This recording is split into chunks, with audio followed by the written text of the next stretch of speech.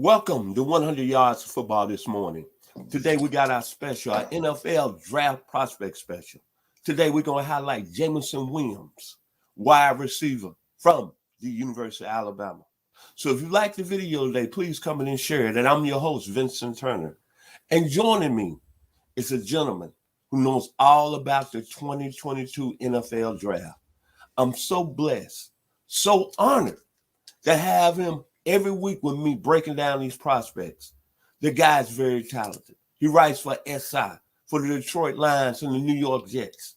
He also writes for one of the top NFL draft websites out there. Remember these two words, Draft Diamonds. But what I'm really proud of, and just tell you how much I'm blessed, he has a book out. It's the name of it is Whatever It Takes. And let me tell you something. I read this book over again last night, and I'm not trying to be sentimental, but man, if y'all know this young man's journey and his story, you'll be amazed and you'll really say that you're blessed. Because there's a lot of people in this world can't go through what he's been through and still perform at a high level talking about these NFL players. The book is outstanding and it will touch your heart. And most of all, what I'm thankful for, there's a time they say God is in this plan. The man comes on every morning from Key West, Florida, and he's been very committed to me.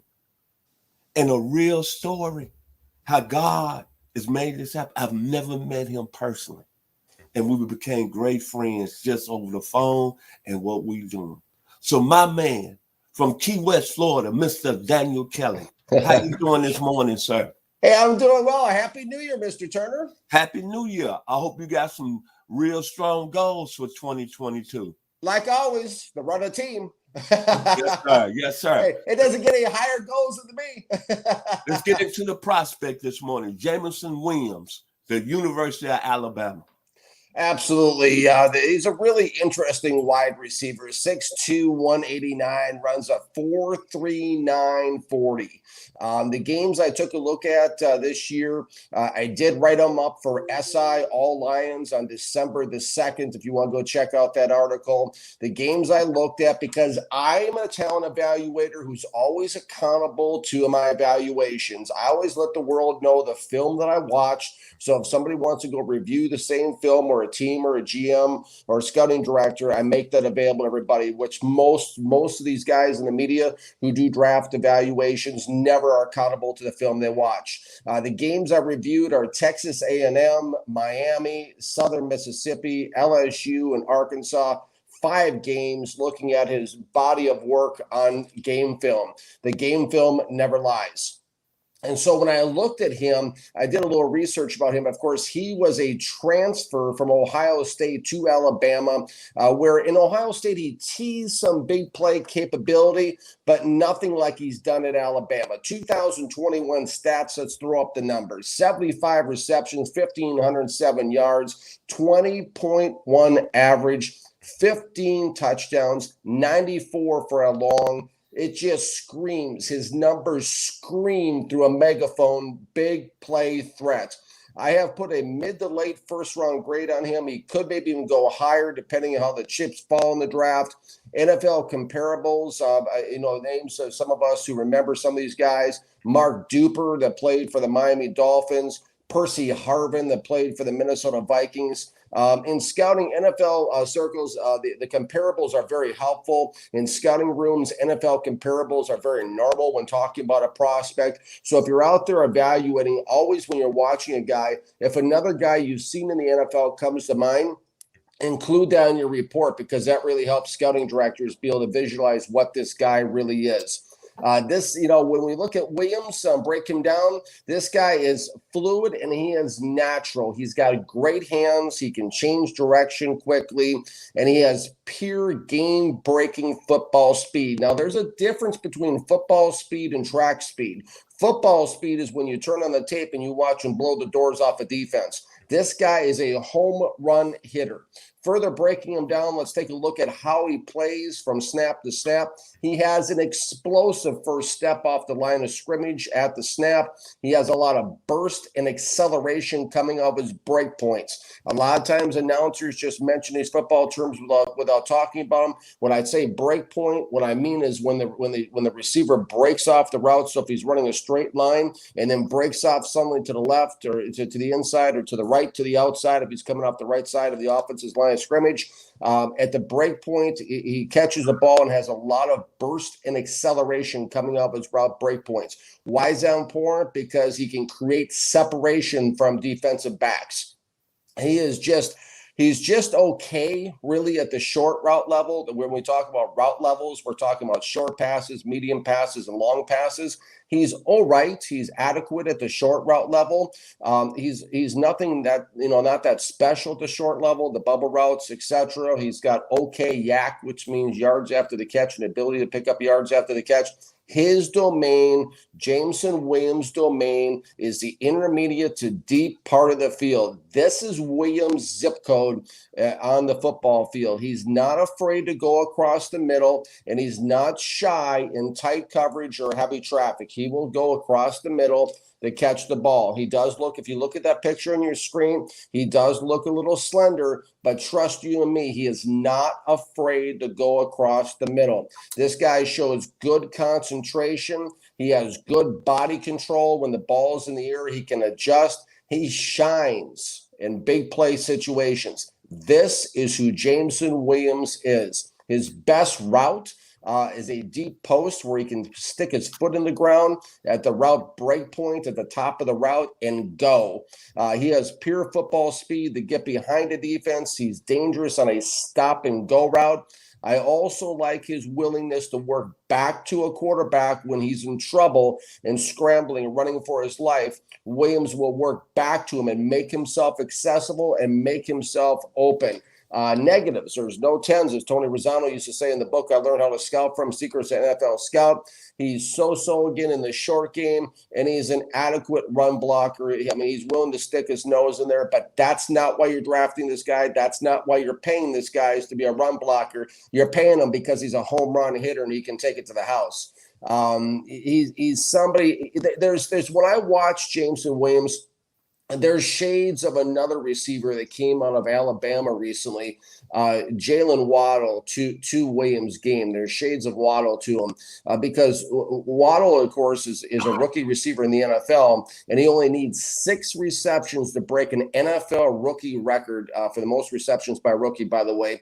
And so what do I mean when I say there's shades of Jalen Waddle to Jameson Williams? What I mean is that Williams also is not just a great receiver, he also has the ability to return kicks like Waddle does. He took 2 kickoffs to the house versus Southern Mississippi. Williams shows speed, he shows bounce, he shows instincts, and he shows vision to be able to be dangerous as a kick returner. He also has special teams value in other capacities. I saw him make a tackle on a punt return. This is a good sign, not because you want this guy out there playing on a lot of special teams at his level of being a star player, but it shows a willingness where a lot of these guys are opting out of bowl games and they're not willing to do certain things. This guy's willing to do everything, including special teams. That tells me as a talent evaluator, this guy is a team player, which is another big plus. This guy right now, I have him on my draft board as WR2 behind Wilson at Ohio State. But I really like Williams, and any team that gets him will be very fortunate in the 2022 NFL draft. Boy. Now, something about Jameson Williams that I love. He was at Ohio State, DK. Couldn't get on the field. Made a big decision because look what Ohio State was running last year. And they got the 2 receivers that's right at the top of the 22 NFL draft, and Gary Wilson and Chris Avellay. But the thing that impressed me the most is that he gambled on himself. He went over to the toughest conference of all of college football. Look what I'm saying, 2021, Kyle Pitts, Florida. Jamar Chase, LSU. Jaden Waddle, as you just said, Alabama. J.C. Horn, South Carolina.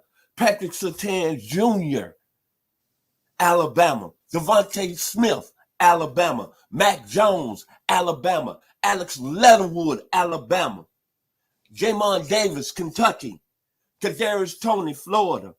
Najee Harris, Alabama. And Eric Stokes, Georgia. All on winning the first round last year.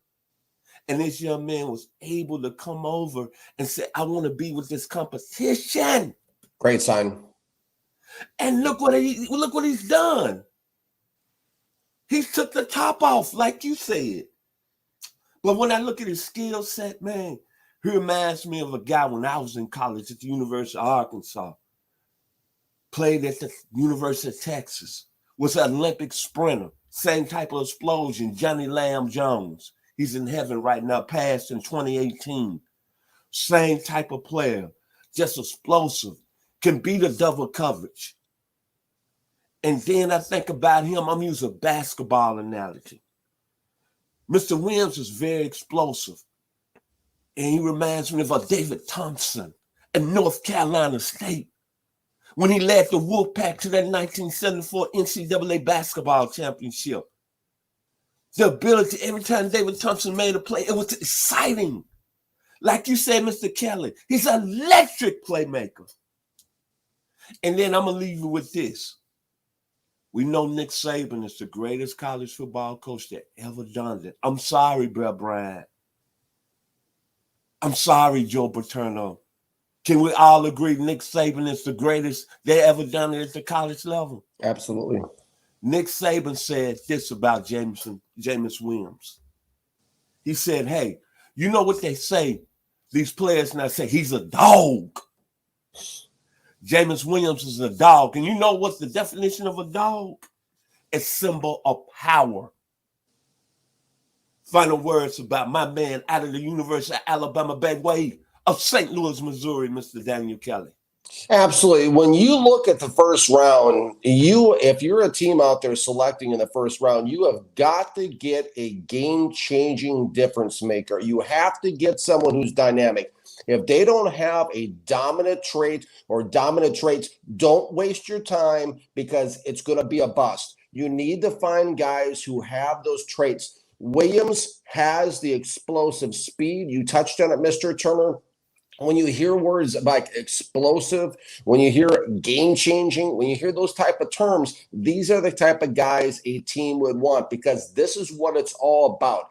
On offense in the National Football League, you need game-breaking, dynamic difference makers, and this guy is one of them. And the thing that intrigues me the most about him is at the break point, because that's when defensive backs are trying to match the routes and trying to defend the passes. This guy has that explosive, that acceleration coming off his breaks. That's going to be a nightmare for NFL defensive backs. Final words about Jameson Williams, wide receiver, University of Alabama. He plays at a great school. Right now, they're ascending. They're going to be playing for the national championship on Monday versus the University of Georgia. So when you think about Alabama, you think about the music, you think about the band Leonard Skinner. This is what I want to say about Mr. Williams. If I leave here tomorrow, would you still remember me? For I must be traveling now because there are too many places I got to see. I'm a free bird. Jameson Williams is going to be a free bird on Monday night against Georgia, and he's going to be a free bird in the National Football League. So if you like the video today, please come in and share it. We'll surely appreciate it here at 100 Yards of Football. I'd like to give special thanks to our producer, Mr. Logan Landers. And once again, to the man who I consider the greatest right now, who's breaking down these players, who puts in most work that anybody does. I take him over Mel Kiper Jr. I take him over Todd McShay. I take him over Buddy Brooks, Jeremiah, whatever the guy's name, I can't remember. Jeremiah, you know what I'm talking about. Oh, yeah, Daniel Jeremiah. Daniel Jeremiah, my man, Mr. Daniel Kelly, writer for Draft Diamonds, writer for Inside the Detroit Lions and the New York Jets. Thank you for coming on the show today. Thank you. Thank you for listening, everybody. Enjoy the football. Be blessed.